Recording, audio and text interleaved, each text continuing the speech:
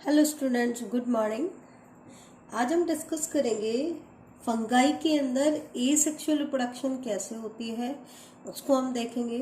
तो एक चीज हम पहले ही डिस्कस कर चुके थे कि ए सेक्सुअल रिप्रोडक्शन ऐसे स्पेशलाइज पार्ट से होगी फंगाई में जो डिस्पर्स हो जाते हैं। तो ऐसी स्पेशलाइज स्ट्रक्चर क्या होती है, स्पोर होते हैं। लेकिन इनके पास कैसे स्पोर बनेंगे बेटा, ए सेक्सुअल स्पोर बनेंगे। ठीक है, तो दो तरह के स्पोर बनते हैं अगर हम किंगडम फंगाई के अंदर देखें। तो एक तो होते हैं माइटोस्पोर और दूसरे होते हैं बेटा मियोस्पोर। माइटोस्पोर्स को कहा जाता है asexually produced spore. Mitospores are called asexually produced spores. ठीक है, क्यों? क्योंकि इनकी फॉर्मेशन किसके थ्रू होती है, माइटोसिस के थ्रू। तो इनके अंदर एग्जैक्ट वैसे ही पेरेंटल कैरेक्टर होते हैं जैसे कि पेरेंट के अंदर होते हैं। तो that means they are true to parental character. Parental character के बिल्कुल ट्रू होते हैं। क्यों होते हैं? क्योंकि माइटोसिस में क्रोमोसोम नंबर हाफ नहीं होता है, इसमें उतना ही क्रोमोसोम का सेट होता है जितना पेरेंट में होता है। तो same set of chromosome as parent. अब क्योंकि इसमें parental character as such maintain रहते हैं, दैट मीन्स ये जो स्पोर होंगे दे डोंट शो वेरिएशन। इनका वेरिएशन के अंदर कोई रोल नहीं है। वेरिएशन क्या होते हैं, लिटिल बिट चेंजेस होती हैं जो प्रोड्यूस होते हैं, जो एवोल्यूशन में भी हेल्प करते हैं, एडेप्टेशन में भी हेल्प करते हैं। ठीक है, दूसरी तरफ जो मियोस्पोर्स है, मियोस्पोर्स को कहा जाता है सेक्सुअली प्रोड्यूस्ड स्पोर। मियोस्पोर्स को हम क्या कहते हैं, सेक्सुअली प्रोड्यूस्ड स्पोर्स भी कहते हैं। ठीक है, ये माइटोस्पोर के कंपैरिजन में ज्यादा इंपॉर्टेंट होते हैं, मोर इंपॉर्टेंट है। और इनकी फॉर्मेशन किसके थ्रू होती है, मियोसिस के through. That means they are formed after meiosis. और मियोसिस में आपको पता ही है क्रोमोसोम नंबर क्या हो जाता है, हाफ हो जाता है और वेरिएशंस भी आती है। ठीक है, तो ये चीज आप ध्यान रखना। अगर हम एग्जाम्पल्स की बात करें कि माइटोस्पोर कौन कौन से हैं और मियोस्पोर कौन कौन से हैं, तो मियोस्पोर्स में तो हम कॉमनली एग्जाम्पल देखते हैं। एक तो आपके एस्कोस्पोर की फॉर्मेशन होती है जो कि हमने एस्कोमाइसेटेस के मेंबर्स में बताया है। दूसरा बेसिडियोस्पोर्स होते हैं जो कि बेसिडियोमाइसेटेस क्लास के अंदर बनते हैं। और अगर हम माइटोस्पोर्स की बात करें तो अलग अलग टाइप के स्पोर्स आपके प्रोड्यूस होंगे, जैसे कि जूस्पोर, स्पोरेंजियोस्पोर,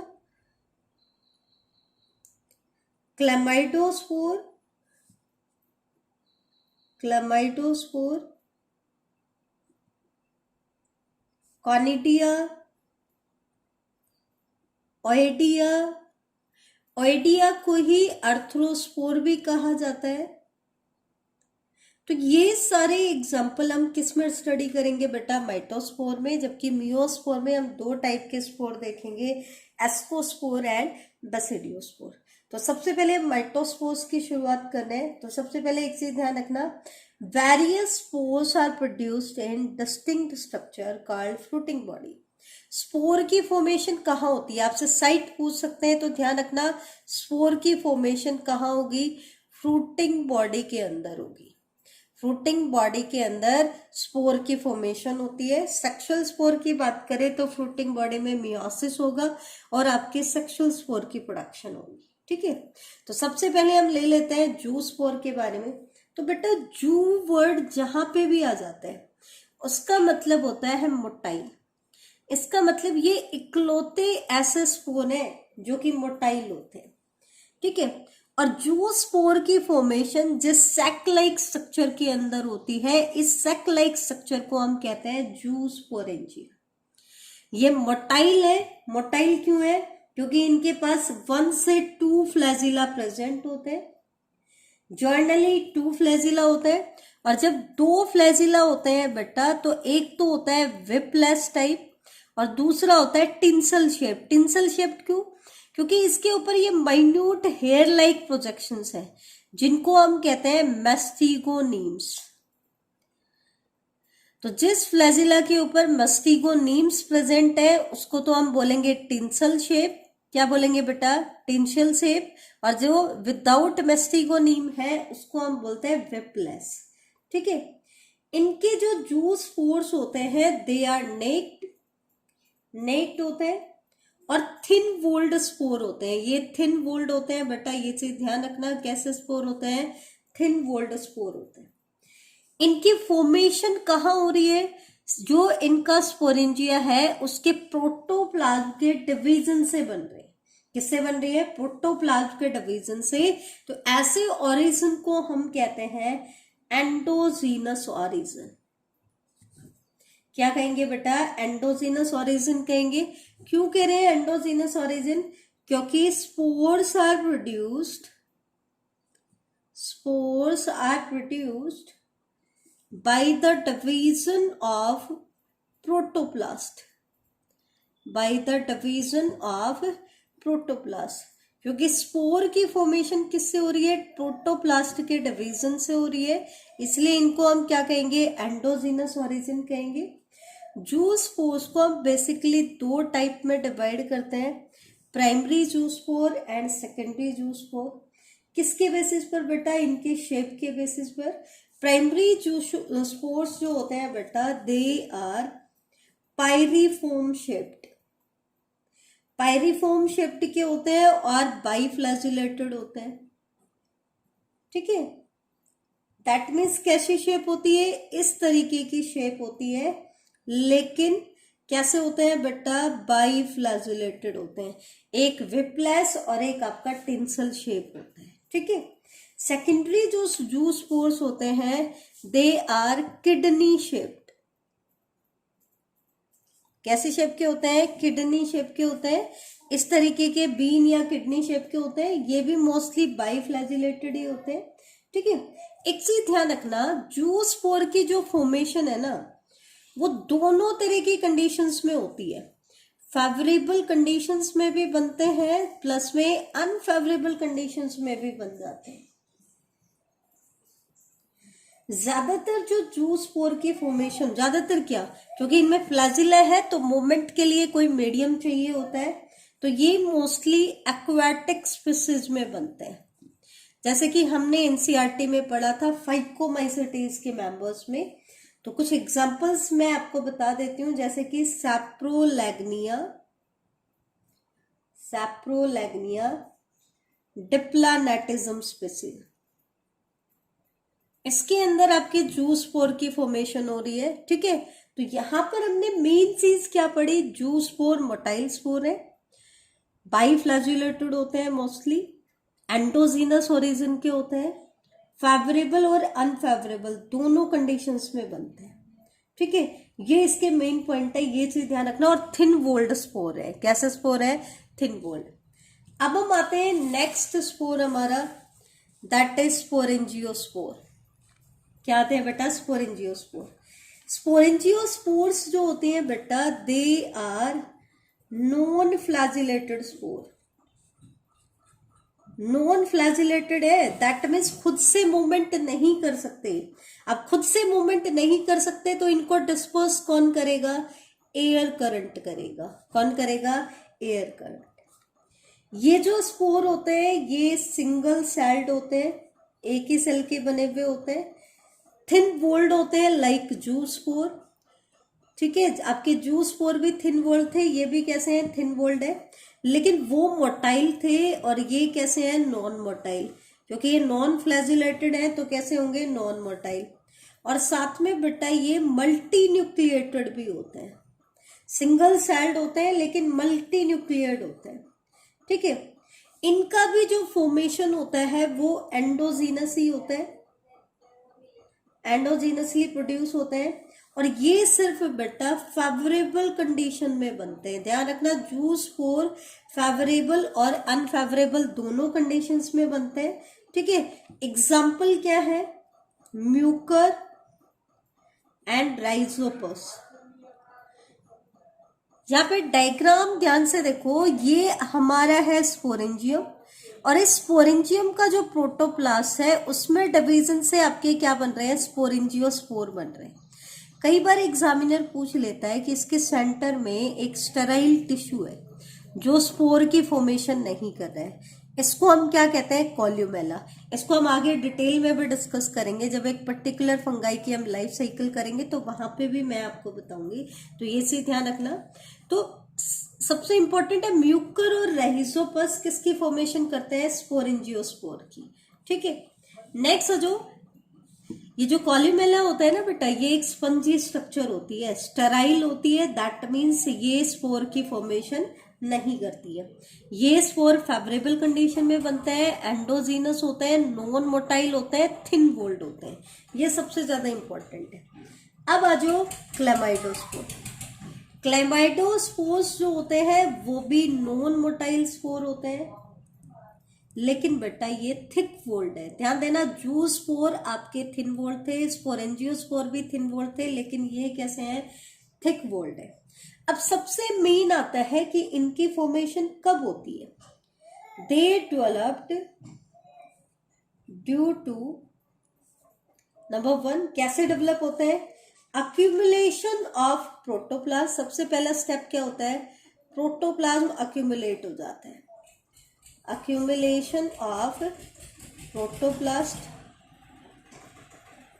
इसके बाद क्या होता है, राउंडिंग ऑफ, फिर प्रोटोप्लास्ट क्या होता है, राउंड ऑफ हो जाता है, rounding off and secretion of wall. फिर उसके अराउंड क्या हो जाती है बेटा, वॉल की सिक्रीशन हो जाती है। ठीक है, and they reserve food material, इनके पास फूड मटेरियल भी रिजर्व होता है। ध्यान से देखो, सबसे पहले क्या होता है, जैसे ये कोई भी सेल है, ठीक है, सेल वॉल को हटाकर बाकी जितना भी कंटेंट होता है उसको हम प्रोटोप्लाज्म कहते हैं। तो सबसे पहले तो क्या होता है, इसका प्रोटोप्लाज्म अक्यूमुलेट हो जाता है। क्या हो जाता है, अक्यूमुलेट। धीरे धीरे प्रोटोप्लाज्म क्या करता है, राउंड शेप में आ जाता है। कैसे शेप में आ जाता है, राउंड। अब फिर इसके अराउंड एक थिक वॉल डेवलप हो जाती है, तब हम इसको क्या कहते हैं, आपका क्लेमाइडोस्पोर कहते हैं। तो क्लेमाइडोस्पोर नॉन मोटाइल है लेकिन थिक वॉल्ड है। कैसे बनते हैं, पहले प्रोटोप्लास्ट अक्यूमुलेट होगा, फिर राउंडिंग ऑफ होगी, उसके बाद उसके अराउंड सिक्रीशन ऑफ वॉल होगी, और लास्टली इसके अंदर रिजर्व फूड मटेरियल भी स्टोर होते हैं। तो क्लेमाइडोस्पोर भी आपको देखने को मिल जाते हैं रहिजोपस एंड म्यूकर के केस में। ठीक है, नेक्स्ट आता है ओइडिया। ओइडिया मैंने क्या कहा था, ओइडिया को हम अर्थ्रोस्पोर भी कहते हैं। ठीक है, अब इसकी कंडीशंस मेनली आपसे एग्जामिनर पूछ लेता है। ओइडिया इंपॉर्टेंट है कि कब बनता है, ध्यान से देखो। तो it is formed under condition of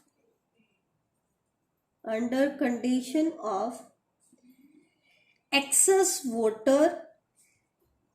water हो जाए, ठीक है, या फिर एक्सेस में शुगर आ जाए, या फिर सर्टेन सॉल्ट की प्रेजेंस हो। तो उस केस में जो आपका फंगाई होता है वो किसकी फॉर्मेशन कर देता है, आइडिया की। कैसे, हाइफे जो होता है इनका, इट अंडरगो सेगमेंटेशन। हाइफे क्या करता है बेटा, सेगमेंटेशन करता है। ठीक है, और जैसे ये आपका हाइफे था, इसमें तो ये सेगमेंट जो है ये टूट करके बाकी के पार्ट से अलग हो गया, और ये अलग होने के बाद ये किस में मॉडिफाई हो गया बेटा, ओइडिया में। तो ऐसी कंडीशन भी हमें देखने को मिली राइजोपस एंड म्यूकर में। अब एक चीज ध्यान देना, म्यूकर के अंदर जब वो ओइडिया बनाता है ना बेटा, तो in this condition Mucor can bring about alcoholic fermentation. ध्यान रखना, म्यूकर जो है एल्कोहलिक फर्मेंटेशन कब करता है, वैसे तो फर्मेंटेशन के लिए हम बेटा ईस्ट को यूज करते हैं। किसको यूज करते हैं, ईस्ट को। लेकिन जब म्यूकर ओइडिया स्टेज में होता है तो वो भी क्या कर सकता है, एल्कोहलिक फर्मेंटेशन कर सकता है। इसका मतलब इस स्टेज में म्यूकर ईस्ट की तरह बिहेव करता है। ठीक है, और इसमें जो ईस्ट होता है वो एक पर्टिकुलर स्टेज भी बनाता है जिसको हम कहते हैं टोरुला स्टेज। ठीक है, अब एक चीज और ध्यान रखना कि ओइडिया अपने आप को मल्टीप्लाई कैसे करते हैं। तो ए ओइडिया कैन इंक्रीज नंबर, ये अपने नंबर को बढ़ा सकता है। कैसे बढ़ा सकता है बेटा? By budding. ये क्या कर ले? बडिंग कर ले। तो ध्यान रखना यहां पर मैंने क्या चीजें इंपॉर्टेंट बताई। ओइडिया कब बनता है? जब एक्सेस वाटर, शुगर और सर्टेन सॉल्ट्स एक्सेस कंडीशन में आ जाए। इसमें क्या होता है? हाइफा सेगमेंट्स में डिवाइड होता है और हर सेगमेंट एक ओइडिया की फॉर्म में मॉडिफाई हो जाता है। म्यूकर में मैंने इंपॉर्टेंट बताया कि म्यूकर इस स्टेज में एल्कोहलिक फर्मेंटेशन कर सकता है, दैट मीन्स वो ईस्ट की तरह बिहेव करता है और टोरुला स्टेज भी बनाता है। ठीक है, और ओइडिया अपने नंबर को बढ़ा सकता है बाई बडिंग। किससे बेटा? बडिंग से बढ़ा सकता है। अब नेक्स्ट और सबसे इंपॉर्टेंट स्पोर हमारा आता है कोनिडिया। क्या आता है बेटा? कोनिडिया। बेटा ध्यान रखना, जू स्पोर को छोड़ करके बाकी सारे स्पोर आपके नॉन मोटाइल है, तो आपको याद करने में आसानी होगी। कोनिडिया जो होते हैं they are also non motile spore. और क्लेमाइडोस्पोर आपके थिक वोल्ड थे, बाकी हमने सारे के सारे कैसे पढ़े? थिन वोल्ड स्पोर पढ़े। ठीक है, कोनिडिया में एक चीज और ध्यान रखना, इसकी जो अरेंजमेंट होती है, क्योंकि कोनिडिया मोस्टली चेन में होते हैं। किसमें होते हैं? चेन में। तो ये बेसिपिटल चेन बनाते हैं। बेसिपिटल चेन का मतलब होता है उस चेन में जो यंगेस्ट कोनिडिया होंगे they are at the base, youngest at the base. ठीक है, एक चीज ध्यान रखना कि जो कोनिडिया की फॉर्मेशन होती है वो एक्सोजीनसली होती है। जूस्पोर, स्पोरेंजियोस्पोर ये आपके कैसे बन रहे थे बेटा? एंडोजीनसली बन रहे थे। लेकिन कोनिडिया की फॉर्मेशन कैसे होगी? एक्सोजीनसली होगी। कहां पे? एक ये क्वेश्चन जर्नली पूछ लेते हैं, एक स्पेशल हाइफे के टिप के ऊपर, और उस स्पेशल हाइफे को क्या कहा जाता है बेटा? कोनिडियोफोर। ये पॉइंट इंपॉर्टेंट है, एक स्पेशल हाइफे के टिप के ऊपर बनते हैं और स्पेशल हाइफे को हम क्या कहते हैं? कोनिडियोफोर कहते हैं। एक चीज और ध्यान रखना, कोनिडिया की जो वॉल होती है इधर ग्रीन कलर्ड, या तो ग्रीन कलर की होती है या ब्लू कलर की होती है। ठीक है, दैट्स वाई जो पेनिसिलियम फंगाई है वो भी बेटा कोनिडिया बनाता है। तो पेनिसिलियम को ऐसे कलर के स्पोर्स बनाने के लिए इसकी दो वेराइटी हम बताते हैं। एक तो बोलते हैं ब्लू मोल्ड जो कि ब्लू कलर के कोनिडिया बनाएगा, एक हम बोलते हैं ग्रीन मोल्ड जो कि ग्रीन कलर के कोनिडिया बनाएगा। ठीक है, तो एक तो हमने एग्जाम्पल बता दिया पेनिसिलियम का। इसके अलावा एस्कोमाइसिटीज के जो मेंबर्स हैं वो भी क्या करते हैं बेटा? आपका कोनिडिया बनाता है। ठीक है, जैसे कि आपका पेनिसिलियम हो गया। एस्परजिलस जो है वो भी क्या बनाता है बेटा? कोनिडिया बनाता है। और इवन ड्यूटेरोमाइसिटीज के जो मेंबर्स हैं ये भी क्या बनाते हैं? कोनिडिया बनाते हैं। एस्कोमाइसिटीज और ड्यूटेरोमाइसिटीज के जो मेंबर हैं वो क्या बनाते हैं? कोनिडिया बनाते हैं। अब हम देखेंगे कि कोनिडिया की फॉर्मेशन कैसे होती है। जैसे कि हमने कहा कोनिडिया की फॉर्मेशन एक स्पेशल हाइफे के ऊपर होती है जिस हाइफे को हम कहते हैं conidiophore. Very very important point है। ठीक है, तो इस कोनिडियोफोर से एक ब्रांच निकलती है और इस ब्रांच को क्या कहा जाता है? रैमस कहा जाता है। ठीक है, अब ये जो ब्रांच होती है ये फर्दर ब्रांचिंग शो करती है। अब रैमस की ब्रांचिंग को कहा जाता है मेटुला। प्लूरल फॉर्म में इनको हम बोलेंगे मेटुले। क्या बोलेंगे? मेटुले। अब इन मेटुले के ऊपर बहुत सारी फ्लास्क शेप्ड स्ट्रक्चर बनती है। इन फ्लास्क शेप्ड स्ट्रक्चर को कहा जाता है स्टेरिगमेटा या फियलेट।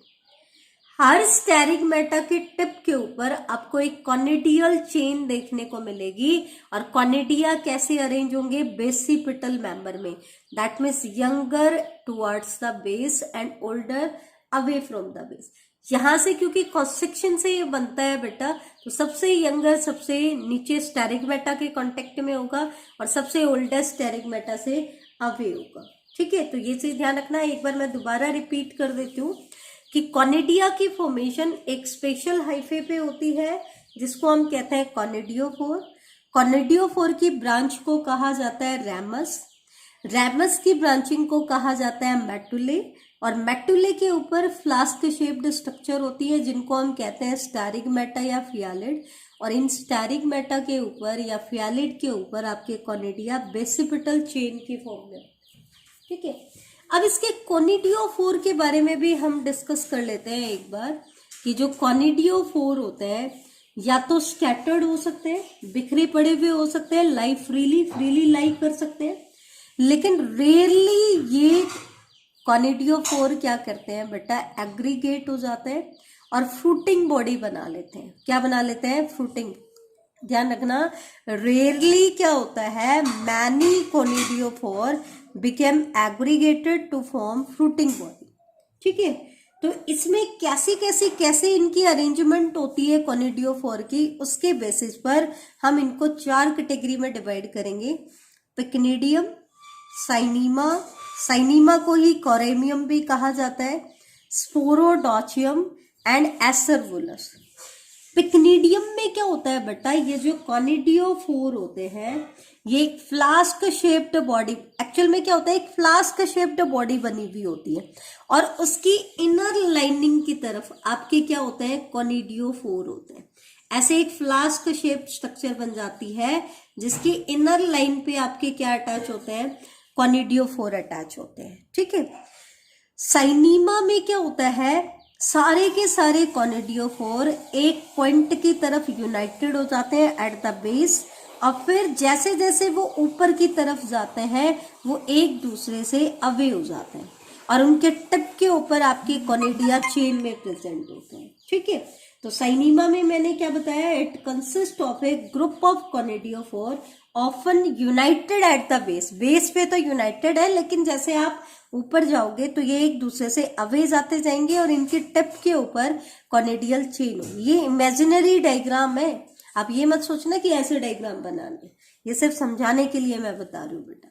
दूसरा, स्पोरोडोचियम में क्या होता है बेटा, ए फ्रूटिंग बॉडी, एक ऐसी फ्रूटिंग बॉडी बनती है जिसके सेंटर में एक cushion like aggregation of hyphae होता है।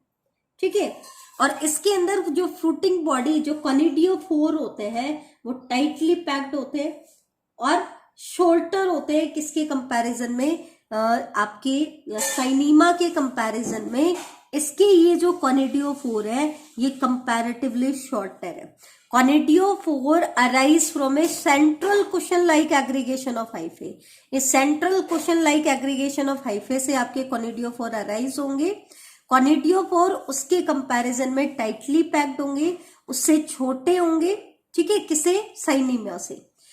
नेक्स्ट आता है एसरवुलस। एसरवुलस में क्या होता है, इसमें जो हाइफे का एग्रीगेशन होता है वो फ्लैट या सोसर शेप बनाते हैं।